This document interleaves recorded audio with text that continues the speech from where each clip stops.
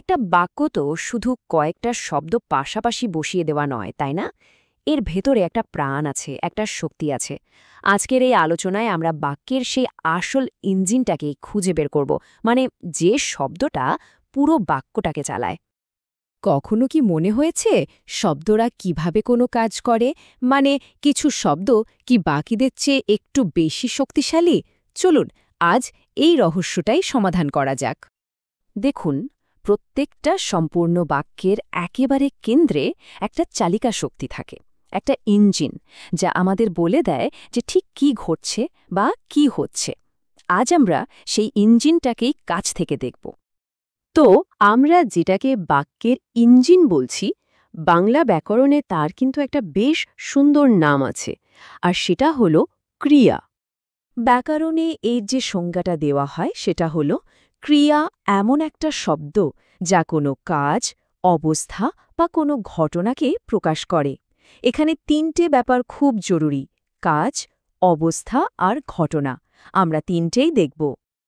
তবে পুরো সংজ্ঞাটা মনে রাখার একটা খুব সহজ উপায় আছে।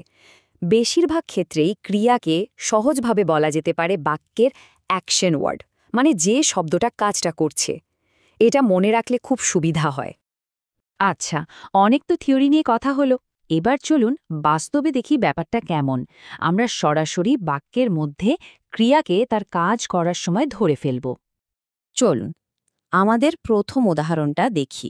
খুব সাধারণ একটা বাক্য, আমি ভাত খাই।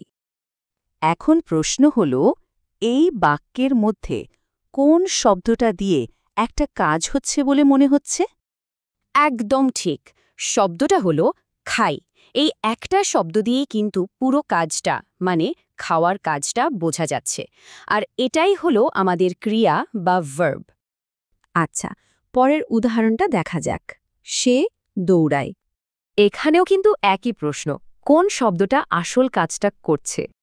হ্যাঁ, অবশ্যই সেটা হলো দৌড়ায়। এই দৌড়ানোর কাজটা কিন্তু এই একটা শব্দের মাধ্যমেই আমরা বুঝতে পারছি।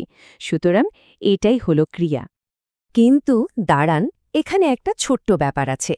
ক্রিয়া মানেই যে সবসময় দৌড়ানো বা খাওয়ার মতো কোনো শারীরিক কাজ বোঝাবে তা কিন্তু নয়। কখনো কখনো এটা শুধু একটা অবস্থাও বোঝাতে পারে, মানে স্টেট অফ বিইং। এই উদাহরণটা একবার খেয়াল করুন। দে আর হ্যাপি। বাংলায় এটাকে বলা হচ্ছে তারা আছে খুশি। এখন আমরা হয়তো কথায় কথায় ঠিক এইভাবে বলি না, কিন্তু ব্যাকরণটা বোঝার জন্য এটা দারুণ একটা উদাহরণ। এখানে কিন্তু কোনো কাজ হচ্ছে না, বরং একটা অবস্থা বোঝানো হচ্ছে।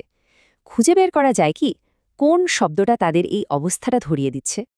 এখানে সেই মূল শব্দটা হলো আছে। দেখুন, কেউ কিছু করছে না, কিন্তু তারা যে খুশি আছে তাদের সেই অবস্থাটা প্রকাশ পাচ্ছে এই আছে শব্দটা দিয়ে। তাই এটাও কিন্তু একটা ক্রিয়া। তাহলে ব্যাপারটা কি দাঁড়ালো?